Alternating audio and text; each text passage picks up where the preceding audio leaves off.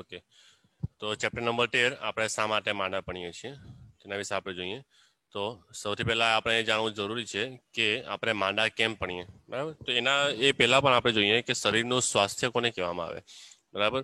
તો સૌથી પહેલા વાત કરીએ તો આપણું શરીર જે છે તે આપણે કોઈ પણ શારીરિક ક્રિયાઓ કરવા માટે સક્ષમ હોઈએ, બરાબર, ત્યારે એમ કહેવામાં આવે છે કે આપણું શરીર સ્વસ્થ છે અને એના કારણે આપણું સ્વાસ્થ્ય સારું છે એવું કહેવામાં આવે, બરાબર. પરંતુ જ્યારે કોઈ પણ રોગ આપણને થાય છે, બરાબર, કે જેને આપણે આપણી ભાષામાં શું કહીએ, માંદા પડવું કહીએ, બરાબર. તો એ માંદા જ્યારે આપણે પડીએ છીએ તો ત્યારે એવું તો શું થાય છે કે આપણે માંદા પડીએ, બરાબર. અને માંદા પડવાના કારણે આપણે જે રોજિંદા જીવનના જે કાર્યો છે તે કાર્યો કરવા આપણને તકલીફ પડે છે, બરાબર. તો એને આપણે કહીએ છીએ કે અસ્વસ્થ થવું, બરાબર. તો એ દરેક વિશે આપણે જોવાનું છે. સૌથી પહેલા આપણે જોઈએ કે રોગનો અર્થ સમજવાનું છે, ત્યાર પછી અંગો પેશીમાં થતી વિશિષ્ટ ક્રિયાઓ, સ્વાસ્થ્ય અને તેનું કઠરવું, રોગ અને તેના કારણો, પછી ચેપી રોગ કયા છે, બરાબર, એના વિશે સૌથી પહેલા આપણે જોઈએ કોષ પેશી કે અંગોની ક્રિયાશીલતાનો અવરોધ રોગ સાથે સંબંધિત છે. એટલે કોઈ વ્યક્તિને કોઈ રોગ થાય, બરાબર, તો રોગ થવાના કારણે એ વ્યક્તિના શરીરના અંગો અથવા પેશી અથવા તેની પેશીમાં રહેલા કોષો એ દરેકની ક્રિયાઓમાં કંઈક ને કંઈક અવરોધ આવી જાય છે, જેના કારણે તેની શરીરની ક્રિયાઓ, શારીરિક ક્રિયાઓ કે શરીરના અંદરની ધાર્મિક અથવા રાસાયણિક ક્રિયાઓમાં અવરોધ આવી જાય છે, બરાબર. ચલો, તો સૌથી પહેલા આપણે જોઈએ કે સજીવોના શરીરમાં જુદા જુદા અંગો વડે થતી વિવિધ પ્રકારની વિશિષ્ટ ક્રિયાઓ સતત ચાલતી રહે છે. આપણા શરીરની અંદર આપણે જાગતા હોઈએ કે આપણે સૂતેલા હોઈએ, દરેક સમયે આપણા શરીરની અંદર જે છે તે ક્રિયાઓ, ખાસ પ્રકારની ક્રિયાઓ સતત ચાલતી જ રહે છે 24 કલાક. આ બધી પારસ્પરિક ક્રિયાઓ કરવા માટે શરીરને કાચા પદાર્થો અને શક્તિની જરૂર પડે છે, અને એ દરેક કાચા પદાર્થો અને શક્તિ અથવા ઉર્જા અથવા તાકાત જે છે તે આપણને શેમાંથી મળે, ખોરાકની અંદરથી પ્રાપ્ત થાય છે, બરાબર.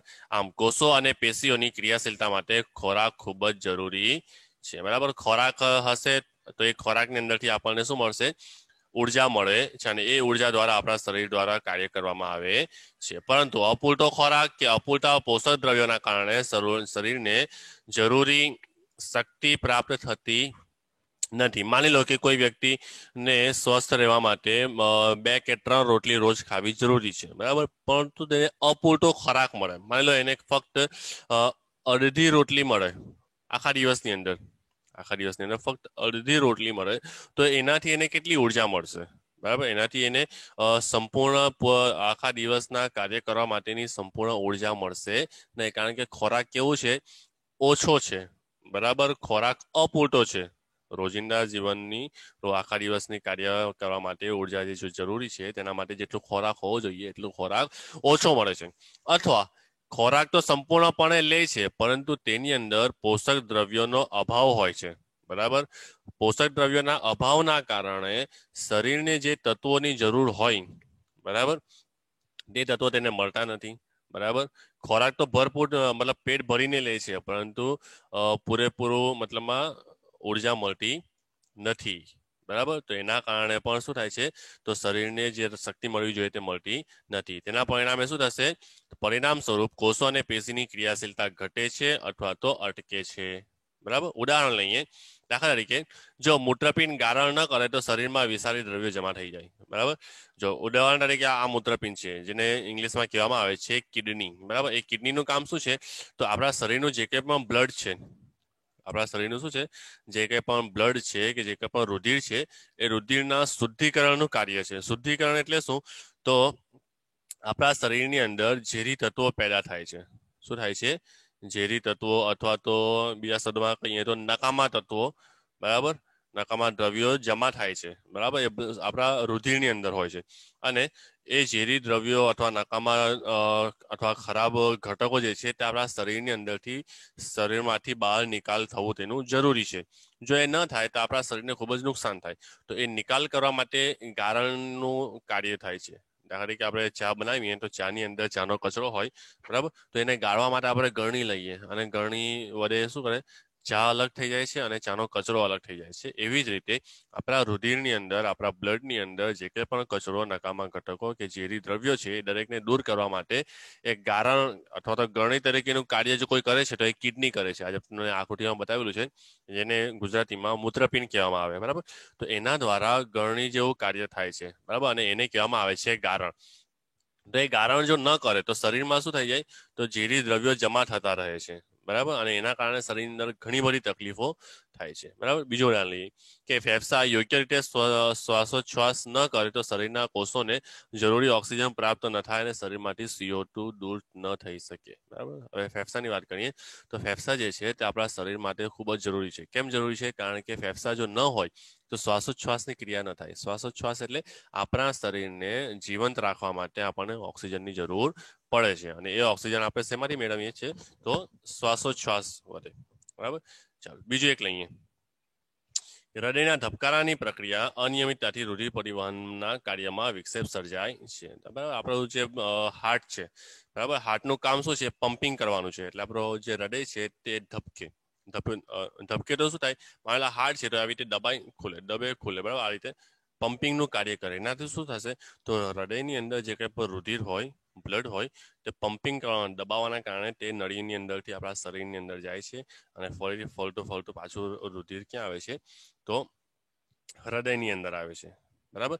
તો જો આ ધબકારાની અંદર જો અનિયમિતતા આવે, માની લો કે ધબકારા વધી જાય, ખૂબ જ ઝડપથી ધબકારા લાગે, તો શું થાય? તો તેને કહેવામાં આવે છે હાઈ બ્લડ પ્રેશર. જો એ ઘટી જાય, બરાબર, ધીમા થઈ જાય, તો એને કહેવામાં આવે છે લો બ્લડ પ્રેશર, બરાબર. એના કારણે પણ શરીરની અંદર શું થાય કે ઘણી બધી સમસ્યાઓ સર્જાય. આ બધી પરિસ્થિતિમાં મગજ યોગ્ય રીતે વિચારી શકતું નથી, પરિણામે ચોક્કસ રોગની સ્થિતિ સર્જાય છે. આમ જ્યારે કોઈ પણ ઘટક કે કારક કોષો અને પેશીઓના યોગ્ય પ્રકારના કાર્યને રોકે છે, બરાબર, તેનાથી શરીરની સામાન્ય ક્રિયાઓ ખોરવાય છે અને શરીરમાં રોગ પેદા થવાની સંભાવના પણ ઊભી થાય છે, બરાબર. આ તો ખાલી સામાન્ય માહિતી છે. હવે આગળ જઈએ કે આપણું સ્વાસ્થ્ય કથરવું, તેને શું કહેવામાં આવે, બરાબર. તો સામાન્ય વ્યવહારમાં સ્વાસ્થ્યને કેવી રીતે મૂલવવામાં આવે છે, બરાબર. સ્વાસ્થ્ય મેં તમને પહેલા બતાવ્યું કે સ્વાસ્થ્ય એટલે શું? તો આપણી તબિયત સારી છે, આપણે સારી રીતે દરેક કાર્ય કરીએ છીએ, બરાબર, તો આપણે કહી શકીએ કે આપણું સ્વાસ્થ્ય સારું છે, બરાબર. જો આપણે કોઈ કાર્ય સારી રીતે કરી શકતા નથી, કમજોરી આવી જાય, અથવા તો શરીરના કોઈ અંગ સારી રીતે કાર્ય કરતા ન હોય, બરાબર, કે જેને આપણે બીજા શબ્દમાં કહીએ કે તબિયત સારી નથી, તો એ તબિયત શું છે? એ સ્વાસ્થ્ય છે. ઓકે, ચલો જોઈએ અહીંયા. સામાન્ય રોજિંદા વ્યવહારમાં સ્વાસ્થ્ય શબ્દનો વારંવાર ઉપયોગ થતો હોય છે. ઘણીવાર આપણે આપણા માટે કે આપણા કોઈ કુટુંબીજન માટે સ્વાસ્થ્ય સારું નથી એવો વાક્ય પ્રયોગ કરાય છે. આપણા ત્યાં તબિયત સારી છે કે નથી એ વાક્યનો ઉપયોગ કરાય છે, બરાબર. આપણા શિક્ષક ઘણી વખત કહે છે કે આ સ્વાસ્થ્યપ્રદ વલણ નથી, એટલે કે આ સારું કાર્ય નથી, બરાબર. આપણા વડીલ કોઈ પડોશી કે સંબંધીને ત્યાં કોઈ સામાજિક પ્રસંગે જાય છે ત્યારે પહેલા પૂછે છે કે તમારું સ્વાસ્થ્ય કેમ છે, બરાબર. આપણે શું પૂછીએ કે તમારી તબિયત કેવી છે, બરાબર, એમ પૂછીએ છીએ. ગુજરાતીમાં, શુદ્ધ ગુજરાતીમાં જો એને કહેવામાં આવે તો એને સ્વાસ્થ્ય કહેવામાં આવે. આમ વ્યવહારમાં જો તબિયત બરાબર હોય તો સ્વાસ્થ્ય સારું, જો તબિયત બરાબર હોય તો સ્વાસ્થ્ય સારું, અને જો તબિયત બરાબર ન હોય તો સ્વાસ્થ્ય સારું નથી, એમ કહેવામાં આવે છે, બરાબર. એટલે કે સ્વાસ્થ્ય અને તબિયત એક જ છે, સમજી લો. આમ સામાન્ય વ્યવહારમાં શારીરિક, માનસિક અને સામાજિક કાર્ય યોગ્ય રીતે કરવાની ક્ષમતા દ્વારા પ્રાપ્ત થતી અવસ્થાને સ્વાસ્થ્ય તરીકે મૂલવાય છે. ઓકે, ચલો. સ્વાસ્થ્ય એટલે શું? વ્યક્તિગત સ્વાસ્થ્ય માટે જાહેર સ્વચ્છતા કેવી રીતે અગત્યની છે તે જણાવો, બરાબર. ચલો, વ્યક્તિગત સ્વાસ્થ્ય એટલે કે એક વ્યક્તિનું સ્વાસ્થ્ય પોતાના માટે કેટલું જરૂરી છે, બરાબર, અને તે સ્વાસ્થ્ય જે છે તે સામાજિક રીતે પણ કેટલું જરૂરી છે, બરાબર. સામાજિક સ્વચ્છતા અથવા જાહેર સ્વચ્છતા એ પણ લોકોના સ્વાસ્થ્ય પર શું અસર કરે છે. તો સ્વાસ્થ્ય એટલે વ્યક્તિની શારીરિક, માનસિક અને સામાજિક જીવનની ક્ષમતાને પૂર્ણરૂપે સમન્વય દર્શાવતી સ્થિતિ, બરાબર. એટલે સ્વાસ્થ્યમાં ફક્ત તબિયત સારી હોવી એટલે ફક્ત શરીરના અંગો સારી રીતે કાર્ય કરવા નહીં, પરંતુ શારીરિક એટલે કે શરીરના અંગો દ્વારા થતી ક્રિયા, માનસિક એટલે કે મગજ દ્વારા વ્યક્તિનું સંતુલન કેવું છે, કેવું વિચારે છે, બરાબર, માનસિક રીતે તે ટેન્શન મુક્ત છે, તણાવ મુક્ત છે, કેવું છે, બરાબર. તો એ અને સામાજિક જીવનની ક્ષમતા એટલે કે સામાજિક કાર્યો કરી શકે કે નહીં, આ બધી વસ્તુ જ્યારે ભેગી થાય, શારીરિક, માનસિક અને સામાજિક ત્રણેય વસ્તુ ભેગી થઈને જે ક્ષમતા બને છે, બરાબર, તે સ્થિતિને કહેવામાં આવે છે સ્વાસ્થ્ય. બરાબર છે. કોઈ વ્યક્તિ શારીરિક કાર્ય, સામાજિક કાર્ય કે માનસિક રીતે કોઈ પણ કાર્ય સારી રીતે કરી શકે છે તો તેનું સ્વાસ્થ્ય સારું છે એવું આપણે કહી શકીએ. બરાબર છે. ચાલો, બધા સજીવોના સ્વાસ્થ્યનો આધાર તેમની ફરતે આવેલા પર્યાવરણ પર રહેલો છે. યાદ રાખજો, કોઈ પણ સજીવ હોય તેમના સ્વાસ્થ્યનો આધાર તેમની ફરતે આવેલા પર્યાવરણ પર રહેલો છે. કઈ રીતે? ઉદાહરણ લઈએ તો ચક્રવાત દરમિયાન આપણા સ્વાસ્થ્યને અનેક રીતે નુકસાન થાય છે. ચક્રવાત આવે છે જ્યારે વાવાઝોડું આવે, આકૃતિમાં તમે જોઈ શકો પવનો જોરજોરમાં આવે છે, તો એ સમયે આપણા સ્વાસ્થ્યને ઘણી રીતે નુકસાન થઈ શકે છે. બરાબર. વ્યક્તિ સમાજમાં રહે તે ખૂબ અગત્યનું છે, કારણ કે સામાજિક પર્યાવરણ આપણા વ્યક્તિગત સ્વાસ્થ્ય માટે અગત્યનું છે. મનુષ્ય ગામડા, કસ્બા કે શહેરોમાં રહે છે. આવા રહેઠાણ વિસ્તારની જાહેર સ્વચ્છતા વ્યક્તિગત સ્વચ્છતા માટે ખૂબ મહત્વની છે. બરાબર. સામાજિક પર્યાવરણ એટલે શું? તો આપણે આજુબાજુ જે કંઈ પણ લોકો રહે છે, કેવા વાતાવરણમાં આપણે રહીએ છીએ, બરાબર, આપણા આસપાસના લોકોનું વલણ કેવું છે, બરાબર, તે આપણા સામાજિક અને માનસિક કાર્યની ઉપર અસર કરે છે. પછી બીજું, વ્યક્તિગત સ્વાસ્થ્ય અને જાહેર સ્વચ્છતા. આપણી આસપાસ જે વિસ્તારમાં આપણે રહેતા હોઈએ તે જગ્યાએ જો સ્વચ્છતા હશે તો આપણું જે સ્વાસ્થ્ય છે એ સારું રહેશે. અને જો આપણે જે જગ્યાએ રહેતા હોઈએ એ જગ્યાએ જો ગંદકી હોય, કચરો હોય, બરાબર, સ્વચ્છતા જળવાતી ન હોય તો એના કારણે આપણને ઘણા બધા રોગો થઈ શકે છે. બરાબર. અને એ રોગોના કારણે આપણું જે સ્વાસ્થ્ય હોય છે એ સ્વાસ્થ્ય ખરાબ થઈ શકે છે. ઓકે, બરાબર.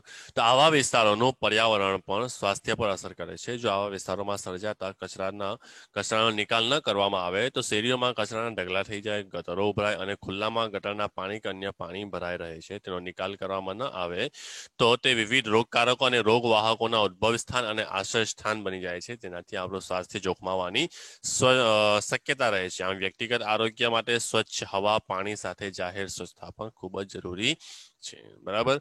આપણે જે જગ્યાએ રહીએ છીએ તે જગ્યાએ જો ગટરો ખુલ્લી હોય અથવા કચરો નાખીને ઉકરડા જેવું બનાવી દેવામાં આવે તો એ જગ્યાએ શું થશે? તો સૂક્ષ્મ જીવો ઉત્પન્ન થાય છે. બરાબર.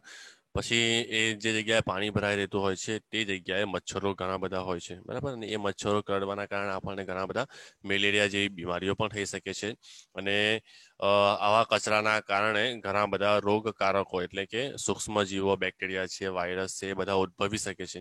અને એના કારણે આપણા શરીરને નુકસાન થઈ શકે છે. તો એટલા માટે આપણે જો આપણું આરોગ્ય સારું રાખવું હોય તો તેના માટે આપણને કઈ કઈ વસ્તુની મતલબ સાવચેતી રાખવી જોઈએ? હવા, પાણી અને જાહેર સ્વચ્છતા.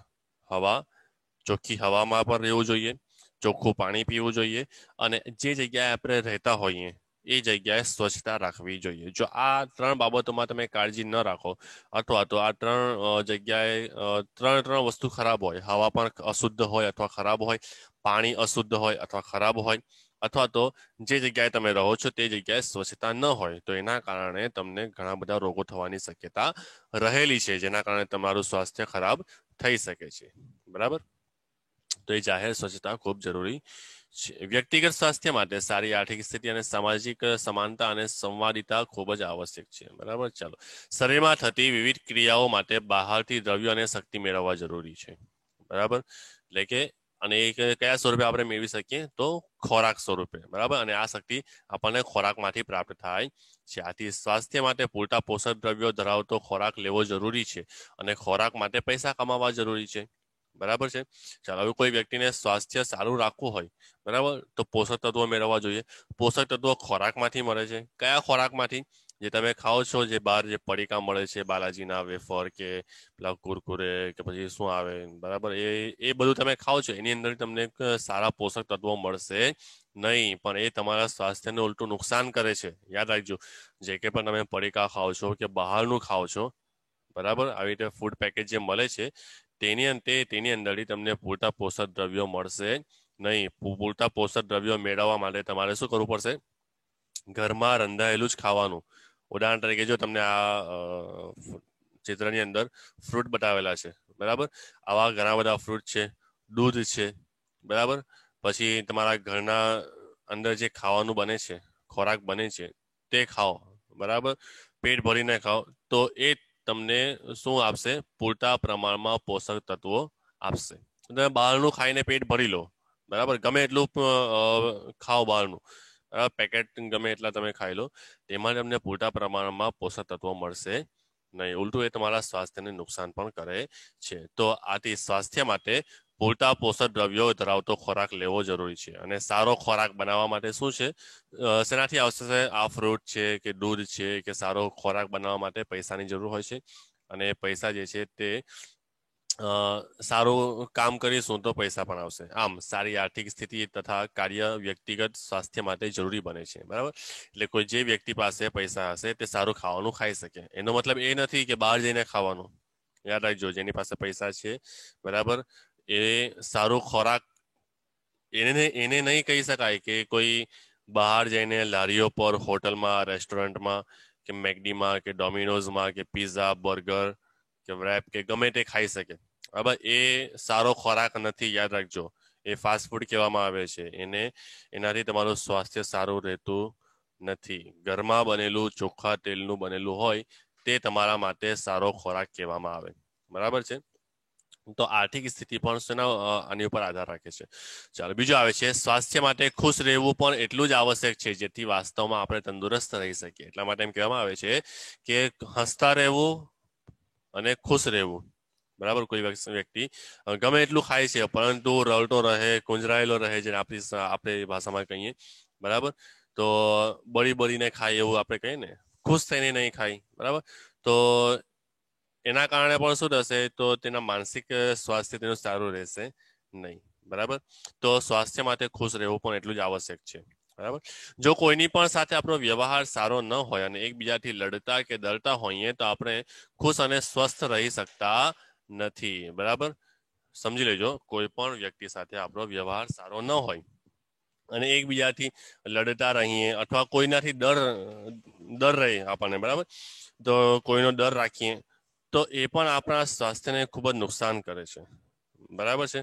તો આવી બધી પરિસ્થિતિઓથી આપણે બચવું જોઈએ. કોઈના વિશે વિચારવું નહીં જોઈએ, બરાબર. ખાસ કરીને છોકરીઓની અંદર આ બાબતો જોવા મળે છે. એકબીજા સાથે લડતી રહે છે, એકબીજાની જેલસી કરતી રહે છે, બરાબર. તો એ બધી વસ્તુ આપણા સ્વાસ્થ્યને પણ માનસિક રીતે નુકસાન કરે છે. કારણ કે તમે એ વ્યક્તિ વિશે વિચારતા રહો, આખો દિવસ એની વિશે વિચારતા રહેશો, તમારું માઇન્ડ, તમારું માનસિક રીતે તમે વીક થઈ જશો, બરાબર. એમના વિશે જ વિચારતા રહેશો. તમે એમના વિશે ને પોતાના વિશે વિચારો, પોતાના સ્વાસ્થ્ય વિશે વિચારો અને ખુશ રહેતા શીખો, બરાબર. તો એ દરેક વસ્તુ આપણા સ્વાસ્થ્યને અસર કરે છે.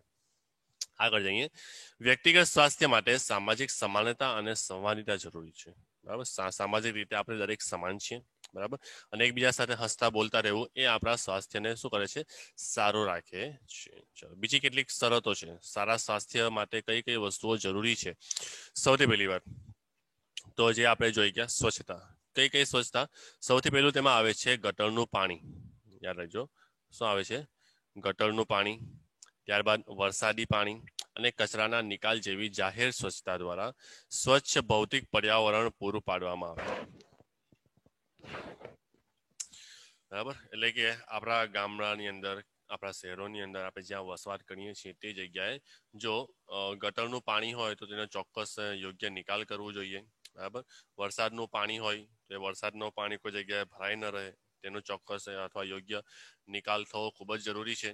ત્યારબાદ કચરો હોય તો એ કચરાનો નિકાલ પણ થવો ખૂબ જ જરૂરી છે. એવું નહીં કે કોઈ એક જગ્યાએ આપણે કચરો નાખી દીધો પછી એને ભૂલી ગયા અને પછી ત્યાં જ દર વખતે નવો કચરો આપણે નાખતા રહીએ, નહીં, એવું નહીં, બરાબર. જાહેર સ્વચ્છતા દ્વારા શું થાય? તો ભૌતિક પર્યાવરણ સારું પાડવામાં આવે. ત્યારબાદ સ્વચ્છ પીવાના પાણીની પ્રાપ્તિ. આપણે જે કંઈ પણ પાણી પીએ છીએ તે પાણી કેવું હોવું જોઈએ? સ્વચ્છ હોવું જોઈએ, ચોખ્ખું હોવું જોઈએ, બરાબર. ત્યારબાદ પૂરતા અને પોષણક્ષમ ખોરાકની પ્રાપ્તિ, જે મેં તમને અત્યારે આગળ કહ્યું, બરાબર. પૂરતો ખોરાક અને સંપૂર્ણ પોષક તત્વો વાળો ખોરાક, બરાબર. ત્રીજું, પછી આગળ જે આવે ચોથું આવે છે સામાજિક સમાનતા અને સંવાદિતા. દરેક વ્યક્તિ સેમ છે, સમાન છે, બરાબર, સામાજિક રીતે, અને એકબીજા સાથે હસતા બોલતા રહેવું, ખુશ રહેવું, બરાબર, એ પણ આપણા સ્વાસ્થ્યને અસર કરે છે. તો આ ચાર બાબતો જે છે તે આપણા સ્વાસ્થ્ય માટે ખૂબ જ જરૂરી છે. ઓકે, આગળ જઈએ.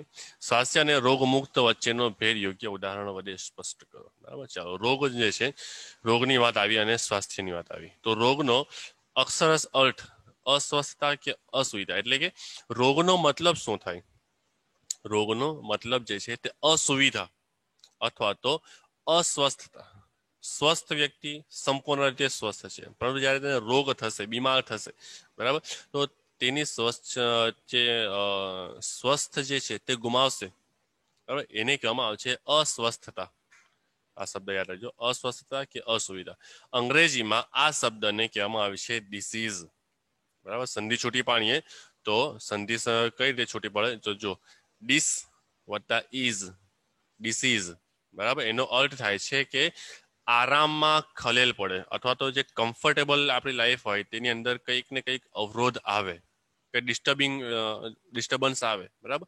તો એ વસ્તુને કહેવામાં આવે છે ડિસીઝ, બરાબર. તેમ છતાં રોગ શબ્દ ખૂબ મર્યાદિત અર્થમાં આપણે વાપરીએ છીએ. રોગ શબ્દનો ઉપયોગ વિશિષ્ટ અને ચોક્કસ અવસ્થા માટે વપરાય છે. ચોક્કસ રોગના લક્ષણો કે ચિહ્નોના ફેલાવા વગર પણ અસ્વસ્થતા સંભવિત છે. ઓકે. સ્વસ્થ શારીરિક, માનસિક, સામાજિક સ્થિતિને સ્વાસ્થ્ય કહે છે, બરાબર. જ્યારે કોઈ ચેપ વગરની શારીરિક સ્થિતિને રોગ મુક્ત તરીકે ઓળખાવી શકાય. જો શારીરિક, માનસિક અને સામાજિક સ્થિતિ જો સારી હોય તો તેને સ્વાસ્થ્ય તરીકે ઓળખવામાં આવે છે, અને જ્યારે કોઈ ચેપ વગરની શારીરિક સ્થિતિ હોય તો તેને રોગ મુક્ત વડે ઓળખાવી શકાય. સ્વાસ્થ્ય એ સમાજ અને સમુદાય માટે સંબંધિત બાબત છે, જ્યારે રોગ એ વ્યક્તિગત બાબત છે. યાદ રાખજો, સ્વાસ્થ્ય જે છે એ સમાજ અને આપણા સમુદાય સાથે સંબંધિત બાબત છે, જ્યારે રોગ એ વ્યક્તિગત બાબત છે, બરાબર છે. રોગ વ્યક્તિગત બાબત કેમ છે? કારણ કે એક રોગ એક વ્યક્તિને થશે તો એ એક જ વ્યક્તિને શું કરશે? નુકસાન કરશે. જ્યારે સ્વાસ્થ્ય જે છે તે આખા સામાજિક દ્રષ્ટિએ, સામુદાયિક દ્રષ્ટિએ તે ઘણા બધાને પણ એનું સ્વાસ્થ્ય ખરાબ કરી શકે છે. સ્વાસ્થ્યનો અર્થ વ્યક્તિએ બદલાઈ શકે છે. જો અહીંયા જેમ કે એક નૃત્યાંગ, તેના માટે સારા સ્વાસ્થ્યનો અર્થ શિષ્ટાચાર પૂર્વક શરીરને સહેલાઈથી આકર્ષક મુદ્રાઓમાં વાળી શકે તે છે. જ્યારે વાંસળી વાદક માટે લાંબો શ્વાસ લઈ શકે તેનાથી તે પોતાની વાંસળીમાં સૂરને નિયંત્રિત કરી શકે છે. આ છે સ્વાસ્થ્યનો અર્થ. ઓકે, ચાલો. સારા સ્વાસ્થ્યની બે આવશ્યક પરિસ્થિતિઓ દર્શાવો, બરાબર. જે મેં તમને આગળ બતાવી, શારીરિક, માનસિક અને સામાજિક રીતે સ્વસ્થ થવું, અને બીજું કે આપણા આસપાસનું જે સ્વસ્થ પર્યાવરણ છે, બરાબર, પાણી છે, હવા છે કે જાહેર કચરો છે, બરાબર, તેની અંદર શું રાખવું? સ્વચ્છતા રાખવી. આ બે આવશ્યક પરિસ્થિતિઓ છે. ચાલો, ઉપરના પ્રશ્નોના ઉત્તર એક જ જેવા છે કે ભિન્ન? તો ઉપરના આપણે જે છે તે એક જ જેવા પણ દેખાય છે આપણે, બરાબર, પરંતુ તે કેવા છે? ભિન્ન છે. કેમ ભિન્ન છે? કારણ કે વ્યક્તિ રોગમુક્ત હોઈ શકે છે, પરંતુ તે માનસિક અને સામાજિક રીતે સ્વસ્થ ન હોય તેવું પણ બની શકે છે. એટલે કે માની લો કે કોઈ વ્યક્તિને કોઈ રોગ નથી, પરંતુ તે માનસિક અને સામાજિક રીતે સ્વસ્થ નથી, બરાબર. એટલે કે માનસિક રીતે બીમાર હોય, સામાજિક રીતે તેને કોઈ તણાવ હોય, ટેન્શન રહેતું હોય, બરાબર, આજુબાજુની પરિસ્થિતિ તેને કમ્ફર્ટેબલ ના રહેવા દે, એવું પણ હોઈ શકે, બરાબર. ચાલો આગળ જઈએ. રોગ વિશે હવે અહીંયાથી આપણો મેઇન ચેપ્ટર સ્ટાર્ટ થાય છે, બરાબર. ઉપરનું તો ખાલી એક ઓવરવ્યૂ હતું અથવા સામાન્ય માહિતી હતી, પરંતુ હવે જે આપણે જોવાનું છે તે મેઇન ચેપ્ટર આપણો અહીંયાથી શરૂ થાય છે, બરાબર. રોગ અને તેના કારણો. રોગ વિશે આપણે ભણી ગયા કે રોગ કોને કહેવામાં આવે, બરાબર. તો શરીરમાં જે કંઈ પણ અવ્યવસ્થા સર્જાય તેને કહેવામાં આવે છે રોગ, બરાબર. અને તેના કારણો તે કઈ રીતે થાય છે, બરાબર. ચાલો, તો આપણા શરીરમાં અનેક પેશીઓ છે, ઘણી બધી પેશીઓ છે. આપણા પેલા પેશીવાળા ચેપ્ટરની અંદર આપણે ભણી ગયા. તે પેશીઓ આપણા શરીરમાં ક્રિયાત્મક અંગો કે અંગતંત્રોનું નિર્માણ કરે છે. તે શરીરના વિભિન્ન કાર્યો પણ કરે છે. પ્રત્યેક અંગતંત્રમાં ચોક્કસ અંગ વિશિષ્ટ કાર્ય સાથે સંકળાયેલા છે, બરાબર. આપણે ભણી ગયા આગળ કે કોષો જે છે તે ભેગા થઈને શું બનાવે છે? તો પેશી બનાવે છે, અને પેશીઓ જે છે તે બધી ભેગી થઈને શું બનાવે? અંગ બનાવે છે, અને અંગો જે છે તે ભેગા થઈને અંગતંત્ર બનાવે છે, અને અંગતંત્રો ભેગા થઈને આપણું આખું એક શરીર બનાવે છે. તો જુદા જુદા તંત્રો જુદા જુદા કાર્ય સાથે સંકળાયેલા છે. શરીરના એક અથવા વધારે અંગ તેમજ તંત્રના કાર્યો અથવા સંરચનામાં ફેરફારો થાય કે તે ખરાબ થાય ત્યારે રોગના લક્ષણો કે ચિહ્નો ઉદ્ભવે છે. સમજો, શરીરના એક અથવા વધારે અંગ, બરાબર, તેમજ શરીરના અંગતંત્રના કાર્યો અથવા તેની સંરચનામાં કોઈ ફેરફાર થાય અથવા તો તે ખરાબ થઈ જાય ત્યારે રોગના લક્ષણો કે ચિહ્નો ઉદ્ભવે છે, બરાબર. આપણને કંઈક દેખાય કે આ કંઈક થયું છે. ઉદાહરણ તરીકે શરદી લઈ લઈએ, બરાબર. કોઈ વ્યક્તિને શરદી થયેલી હોય તો તેના નાકમાંથી પાણી પ્રવાહી નીકળે છે, બરાબર, તેને છીંક આવે છે, તો આ એક લક્ષણ છે કે એ વ્યક્તિને કંઈક રોગ થયો છે, અને એ રોગ કયો છે જેને આપણે સામાન્ય રીતે શરદી તરીકે તેનો આપણે ઓળખીએ છીએ. ઓકે, તેવા લક્ષણો આપણને દેખાય. બીજું, રોગના લક્ષણ ખરાબ કે અસામાન્ય પરિસ્થિતિનો સંકેત આપે છે. બરાબર, તો કોઈ વ્યક્તિ વારંવાર તેને છીંક આવતી હોય, નાકમાંથી પાણી વહેતું હોય, તેનું શરીર જે છે તે ગરમ હોય, તેનું માથું દુખતું હોય, તેને ઝાડા થઈ ગયા હોય, તેને કોઈ જગ્યાએ ઘા પડ્યો હોય, બરાબર, તો આ થવાના આ બધું શું છે, તો એ રોગના લક્ષણો છે. શું છે? રોગના લક્ષણો છે.